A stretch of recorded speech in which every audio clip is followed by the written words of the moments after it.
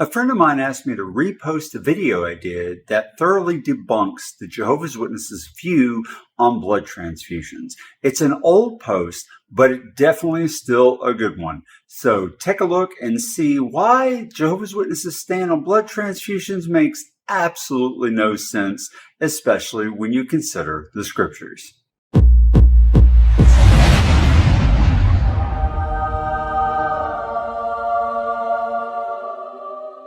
Hey everybody, welcome back to the channel.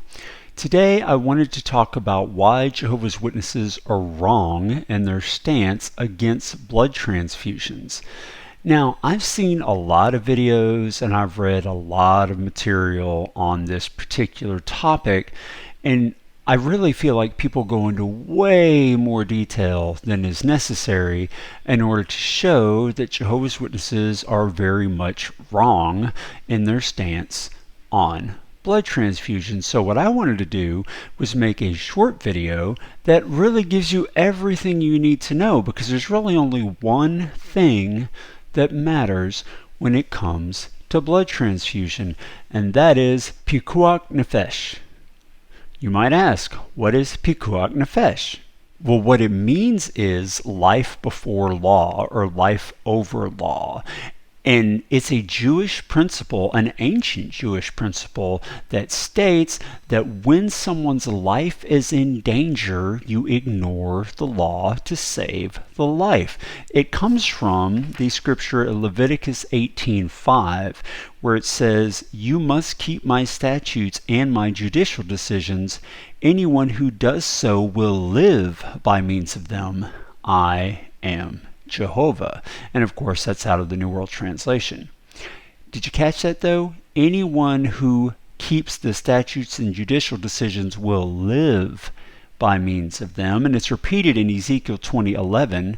"I then gave them my statutes and made my judicial decisions known to them, so that the man who follows them may have life by them." So you see that? You will live by them. You may have life by then. So what the Jewish rabbis said was, well, if the law is supposed to cause us to live or have life, then anytime a circumstance arises where the law would actually prohibit life or take a life, well, naturally you would ignore the law to save the life, because that's not what the law is for. The law was written to save life. It was given to the Jews by God, they say, to save life, to preserve it, to make it better, not to take it. And so you ignore the law to save the life. It's very, very simple. There's nothing complicated about pikuach nefesh. It's simple. It's logical that you would not put the law above somebody's life. Now, this rule becomes very important when Jesus comes to earth, okay? Because in Exodus chapter 20, verse 9 and 10, it says, "You are to labor and do all your work for 6 days, but the seventh day is a Sabbath to Jehovah your God. You must not do any work, neither you, nor your son, nor your daughter, nor your slave man, nor your slave girl, nor your domestic animal, nor your foreign resident who is inside your settlements." So it was a violation of the law to do any work on the Sabbath.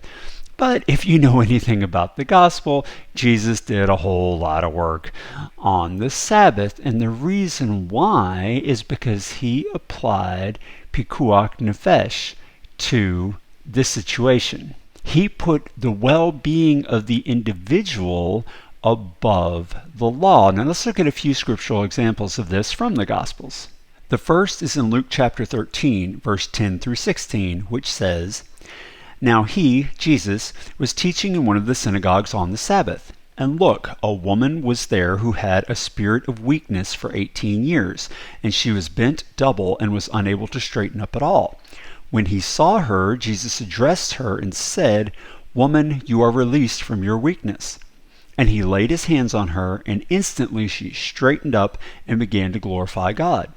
But in response, the presiding officer of the synagogue, indignant because Jesus did a cure on the Sabbath, said to the crowd, 'There are 6 days on which work ought to be done. So come and be cured on those days, and not on the Sabbath day. However, the Lord answered him, Hypocrites, does not each one of you on the Sabbath untie his bull or his donkey from the stall and lead it away to give it something to drink? Should not this woman, who is a daughter of Abraham, and whom Satan held bound for 18 years, be released from this bondage on the Sabbath day? So you see, Jesus did work on the Sabbath. And in fact, he took Pekuach Nefesh much further than the Jews of his day, which is why the presiding officer of the synagogue got upset. Well, because this woman's life wasn't in danger, right? She wasn't going to die if Jesus didn't violate the Sabbath law and heal her. So Jesus went even further. He took Pekuach Nefesh to an extreme that even the Jews of his day did not. And he said, look, on the Sabbath, if your donkey is thirsty, you're going to take it and give it some water. So this woman, who's a daughter of Abraham, deserves to have healing too. And he knew that the Jews would do things like that for their animals. And so where did they get off saying you shouldn't be compassionate to human beings just because it was the Sabbath? So Jesus, again, took it even further, not just if life was in danger, but if human well-being was in danger. He ignored the law to help the individual, even though it was the Sabbath, right? So get another example. Matthew 12, 9 through 11. After departing from that place, he, Jesus, went into their synagogue. And look, there was a man with a withered hand. So they asked him, Is it lawful to cure on the Sabbath? So that they might accuse him. He said to them, If you have one sheep, and that sheep falls into a pit on the Sabbath, is there a man among you who will not grab hold of it and lift it out? See, Jesus knew that even though it was a violation of the Sabbath to pull the sheep out of the pit, because, okay, the sheep falls in a hole, but he's not going to die. He won't die. But he might be injured and in need of help. And it would be a gross lack of compassion to not help the sheep. And Jesus makes the comparison saying, well, you would help that sheep on a Sabbath. And how much more valuable is this human being who's also hurting on the Sabbath? So Jesus applied Pekuach Nefesh to those circumstances to even a greater degree than the rabbis and the Jewish leaders of his day would. What does all this have to do with blood? Well, if you haven't figured it out yet, I'm going to get to that in just a minute. We got one more example to go through, this time in Matthew chapter 12 again, verse 1 through 8. At that time, Jesus went through the grain fields on the Sabbath. His disciples got hungry and started to pluck heads of grain and to eat. At seeing this, the Pharisees said to him, Look, your disciples are doing what it is not lawful to do on the Sabbath. He said to them, Have you not read what David did when he and the men with him were hungry? How he entered into the house of God and they ate the loaves of presentation, something that it was not lawful for him or those with him to eat, but for the priests only? Or have you not read in the law that on the Sabbath the priests in the temple violate the Sabbath and continue guiltless? But I tell you that something greater than the temple is here. However, if you had understood what this means, I want mercy and not sacrifice, you would not have condemned the guiltless ones, for the Son of Man is Lord of the Sabbath. So this time, Jesus goes back into Jewish history and points to David and his men who ate the loaves of presentation, which it was a violation of the law for them to eat, and yet they remained guiltless. None of the Jews would say that what David and his men did was wrong, even though their lives were not in immediate danger. And Jesus uses this as a reason to apply Pekuach Nefesh in a much broader sense than the Jews of his day or the rabbis of his day would allow.